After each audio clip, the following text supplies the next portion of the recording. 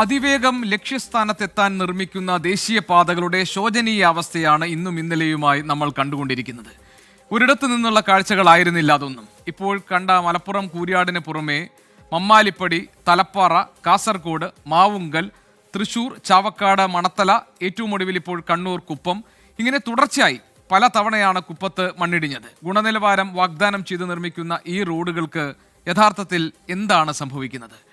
കണ്ണൂർ കുപ്പത്തെ മണ്ണിടിച്ചിലിലെ അപാകതകൾ തുറന്നു സമ്മതിക്കുന്നുണ്ട് ദേശീയപാത അതോറിറ്റി. DPRൽ അപാകതയുണ്ടെന്ന് അധികൃതർ പറയുന്നു. അപ്പോഴും ചോദ്യം ഒന്നേ ഒന്ന്: മണ്ണിടിച്ചിൽ, വെള്ളവും ചെളിയും കയറിയ വീടുകളിലുള്ളവർ എന്ത് ചെയ്യും?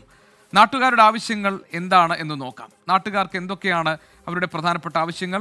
വെള്ളം ഒഴുകിപ്പോകാൻ കൃത്യമായ ഒരു ഡ്രെയിനേജ് നിർമ്മിക്കണം എന്നതാണ് ഒരു പ്രധാനപ്പെട്ട ആവശ്യം.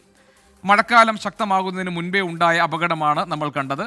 മഴ പെയ്താൽ അപ്പോൾ തന്നെ സ്ഥിതി എന്താകും? അപ്പോൾ മഴവെള്ളം ഒഴുകിപ്പോകാൻ ഒരു ഡ്രെയിനേജ് സംവിധാനം നിർമ്മിക്കണം എന്നതാണ് നാട്ടുകാരുടെ പ്രധാനപ്പെട്ട ഒരു ആവശ്യം. ഡ്രെയിനേജ് നിർമ്മിക്കണം എന്നത് ഒരു ആവശ്യം. രണ്ടാമത്തെ ആവശ്യം നഷ്ടപരിഹാരം നൽകണം. അതായത് മണ്ണിടിച്ചിലുണ്ടായതോടെ സമീപത്തെ വീടുകളിൽ വെള്ളം കയറി, മുറികളിൽ ചെളി വന്നടിഞ്ഞു, പാത്രങ്ങളും അതുപോലെ തന്നെ ഫർണിച്ചറുകളുമൊക്കെ നശിച്ച് ഇല്ലാതായി, സർട്ടിഫിക്കറ്റുകൾ, പഠനോപകരണങ്ങൾ ഇതൊക്കെ ഇതിൽ നശിച്ചു പോയിട്ടുണ്ട്. ഇതുകൊണ്ടൊക്കെ തന്നെ നഷ്ടപരിഹാരം ലഭിക്കണം എന്ന് പ്രദേശവാസികൾ പറയുന്നുണ്ടെങ്കിൽ അത് വളരെ ന്യായമായ ഒരു കാര്യമാണ്.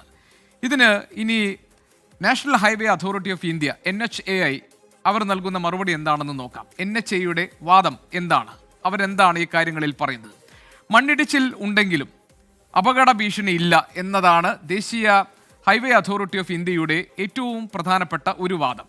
ഇനി അപകട സ്ഥലത്ത് നിന്ന് റോഡിലേക്ക് ദൂരമുണ്ട്, ഇതാണ് അധികൃതർ പറയുന്ന മറ്റൊരു വാദം. അതായത് അപകടമുണ്ടായാലും അപകട സ്ഥലത്ത് നിന്ന് റോഡിലേക്ക് നല്ല ദൂരമുണ്ട്, അതുകൊണ്ട് അപകടം സാധാരണ നിലയിൽ ജനങ്ങളെ ബാധിക്കാൻ പോകുന്നില്ല എന്നതാണ് അവർ ഈ വാദം കൊണ്ട് ഉദ്ദേശിക്കുന്നത്.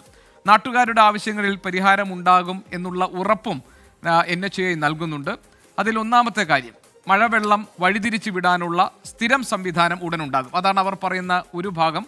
വെള്ളം തിരിച്ചുവിടാൻ വേണ്ടിയുള്ള സംവിധാനം അത് ഉടൻ ഉണ്ടാകുമെന്നുള്ളതാണ്. അത് നാട്ടുകാരുടെ ഒരു പ്രധാനപ്പെട്ട ആവശ്യവുമായിരുന്നു. ഇനി മണ്ണും ചെളിയും അടിഞ്ഞ വീടുകളിൽ ശുചീകരണത്തിന് നിർമ്മാണ കമ്പനി തൊഴിലാളികളെ നൽകും. ഇപ്പോൾ അവർ നേരിടുന്ന പ്രശ്നം എന്താണെന്ന് വെച്ചാൽ എല്ലായിടങ്ങളിലും ചെളി വന്ന് നിറഞ്ഞു കിടക്കുന്നു. ആ വീടുകൾ ക്ലീൻ ചെയ്യാൻ വേണ്ടിയുള്ള തൊഴിലാളികളെ കമ്പനി നൽകും എന്നതാണ് നാട്ടുകാർ ഈ ആവശ്യം പ്രശ്നം ഉന്നയിക്കുമ്പോൾ അവർ നൽകുന്ന ഒരു മറുപടി. മഴവെള്ളത്തിൽ നഷ്ടപ്പെട്ട രേഖകൾ, രേഖകൾ അതുപോലെ ഫർണിച്ചറുകൾക്ക് നാശനഷ്ടം ഉണ്ടായിട്ടുണ്ട്, അതെല്ലാം പുനർനിർമ്മിക്കും, അല്ലെങ്കിൽ അത് എത്തിച്ചു കൊടുക്കും എന്നാണ് കമ്പനി നൽകുന്ന മറ്റൊരു ഉറപ്പ്. അതായത് ഈ ദേശീയപാത നിർമ്മാണത്തിന്റെ ഭാഗമായിട്ടാണല്ലോ ഈ പ്രശ്നങ്ങൾ ഉണ്ടായത്, അതുകൊണ്ട് അത് പരിഹരിക്കുമെന്ന് അവർ പറയുന്നു. അങ്ങനെ ജനങ്ങളുടെ എല്ലാ വിധത്തിലുള്ള ആശങ്കകളും പരിഹരിക്കും എന്നതാണ് NHAI ഇപ്പോൾ നൽകിയിരിക്കുന്ന ഉറപ്പ്. അത് നിർമ്മാണ കമ്പനിയുടെ ഉത്തരവാദിത്തമാണ് എന്ന് പറയുന്നുണ്ട്. ജനങ്ങളുടെ ഈ പ്രശ്നങ്ങൾ എത്രത്തോളം പരിഹരിക്കപ്പെടും എന്നത് നമുക്ക് കാത്തിരുന്ന് കാണാം. കാരണം ഒരു നാടിൻ്റെ വികസനത്തിൻ്റെ ഭാഗമായി ദേശീയപാത വരുമ്പോൾ അതിൽ ദുരിതം അനുഭവിക്കുന്നവരുടെ എണ്ണം കൂടുന്ന ഒരു സാഹചര്യം ഒരിക്കലും ഉണ്ടാകാൻ പാടില്ല.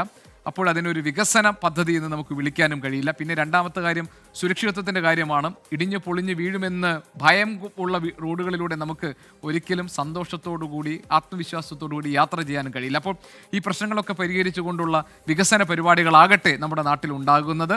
അത് ഉറപ്പുവരുത്താൻ അധികാരികൾക്ക് കഴിയട്ടെ. അത് സംസ്ഥാന സർക്കാരായാലും ശരി, കേന്ദ്ര സർക്കാരായാലും ശരി.